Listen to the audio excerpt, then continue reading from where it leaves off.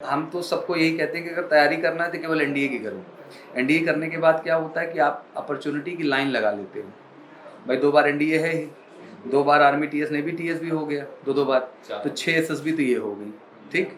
इसके अलावा non commission जोड़ लीजिए, एयरफोर्स बैठेंगे ही, नेवी बैठेंगे ही, आर्मी के टेक्निकल में जाना ही है, क्लर्क कैटेगरी देनी ही है, आईसीजी देना ही है, पैरामिलिट्री फोर्सेस में भरना ही है, मतलब कुछ मत छोड़ो। वो अलग बात है, निकाल के छोड़ दो, that is not a issue, but कहते हैं कि सारा फॉर्म भरना चाहिए। तो 12 इधर मिलता है नॉन कमीशन में साल भर में, और 6 मौका इनको कमीशन मिलता है, 18 मौका। एक बार ईमानदारी से पढ़ लिया जाए तो मुझे लगता है कि इससे ज़्यादा करियर ऑप्शन भारत में 10+2 लेवल पे तो कुछ नहीं है। चलिए, बहुत बढ़िया है। मेडिकल प्रोसेस बड़ा मैंडेटरी है।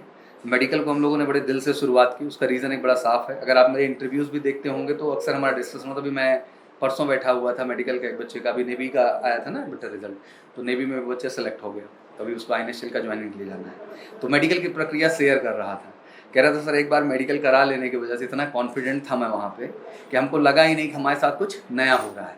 नहीं, क्या होता है कि प्रोसेस तो है ही मेडिकल का, भाई सुबह से लेकर रात तक चलता है। अब उस प्रोसेस में क्या क्या है, उस प्रोसेस में भाई ब्लड टेस्ट के पैरामीटर्स हैं।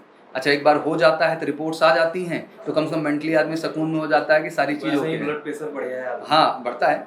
बीपी एक बार अच्छे से नाप दिए, सब सही कर दिए, शुगर का रिपोर्ट्स आ जाता है, फिर यूरिन टेस्ट की कई सारी रिपोर्ट्स हैं। तो जब यहाँ टेस्टिंग हमारे यहाँ चलती है तो एक रिपोर्ट हम खंगाल लेते हैं बैठ करके। फिर एल्बो एंगल हो गया, नॉकनी हो गया, मसल्स स्ट्रक्चर चेस्ट का इनका हो गया, पैर का हो गया, फ्लैट फुट हो गया, फिर उसके बाद कान के जितने पैरामीटर्स हैं।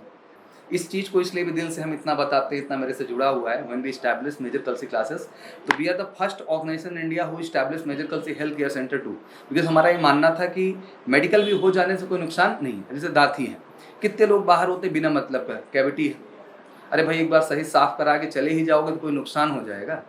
आई टेस्ट होता है, अब उस इंटरव्यू को देखो, मैंने उसका जिक्र डीपली नहीं कराया, बट तुमको बताता हूँ सच क्या है, सुनो।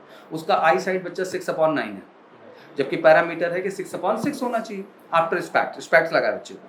लेकिन कहा सर इतना प्रैक्टिस हम कर लिए थे कि जब वहाँ प्रोसेस हो रहा था तो हमने सब ध्यान से सुन लिया, और सुन लिया भाई हमको बोलना था, फिर कौन जज करने बैठा है, जो भाई टेस्ट हो रहा है उसका जवाब दे रहे हो, बात खत्म हो। तो मैं तो ये सबको मैंडेटरी कहता हूँ कि पूरा प्रोसेस करिए, कहीं भी किसी एकेडमी में जाएं धरती पे, लेकिन एक बार मेडिकल प्रक्रिया कर ली, मेडिकल से कोई बाहर नहीं होगा। ये भी कमिटमेंट हमारा है कि एक बार हमारे मेडिकल प्रक्रिया से जो गुजर लिया हम फाइंड आउट कर लेते हैं। इनको मेडिकल का दिक्कत कुछ नहीं है, लेकिन एक बार हमको सब कुछ जानना हमारा धर्म है, इसमें बुराई क्या है, एक बार जान लेना। बढ़िया से अपना फिजिकल फिटनेस रखो, इसीलिए डेली ट्रेनिंग हमने फिजिकल ग्राउंड बनवाया स्पेशली आप लोगों के लिए। सुबह चलता है, शाम चलता है, जब कंफर्टेबल हों। सुबह इनकी इच्छा है सुबह जाएं, शाम इनके तो इनकी क्लास है 7 से कोई बात नहीं, बहुत बहादुर है भाई, 5 बजे उठ के पहुँच जाते हैं, उसको हम रोक थोड़ी ना सकते हैं। अपना अपने बच्चों का स्टाइल है, शाम में जाना चाहें शाम में जाए, मतलब इन्हीं का ग्राउंड है वो, किसी और का थोड़ी है, जब इच्छा करेगी तब जाएंगे। उसके बाद जो है बढ़िया एसएसबी के लिए पूरी एक्सपर्ट टीम है यहाँ पर, वो भी टाइम टू टाइम, अभी जैसे इनका क्लास शुरू होगा 1 महीने 1.5 महीने बाद इनका एसएसबी भी मैं एक बार लगा दूंगा। इसलिए नहीं कि उससे एसएसबी क्वालिफाई करने के लिए एक बार ये जान तो ले कि प्रोसेस क्या है, तो उस हिसाब से अपनी पर्सनैलिटी पे काम करना स्टार्ट कर देते हैं। तो फिर जब मौका मिलता है तो तैयार रहते हैं पूरी तरह से। तो इसी तरह मेडिकल का भी पूरा सिस्टम होता है। तो कहते हैं 4 पावर डिफेंस में है ही, रिटर्न है, फिजिकल फिट हो, मेडिकल में कोई इशू ना हो, और इंटरव्यू में चारों स्टेप में ओके हो, किसी भी एंट्री में जाओगे यही 4 स्टेप आपको क्या करने हैं, और चारों स्टेप जो निकलता गया धड़ाधड़ होता चला। ऐसे से बहादुर बच्चे बेटा 4-4 5-5 नौकरी निकाल के बैठते हैं मेरे सामने। इस एनडीए भी निकल गया, टीएस भी निकल गया, एयरफोर्स भी निकल गया, नेवी भी नहीं, जहाँ बैठे से सारा एग्जाम क्या है क्वालिफाई।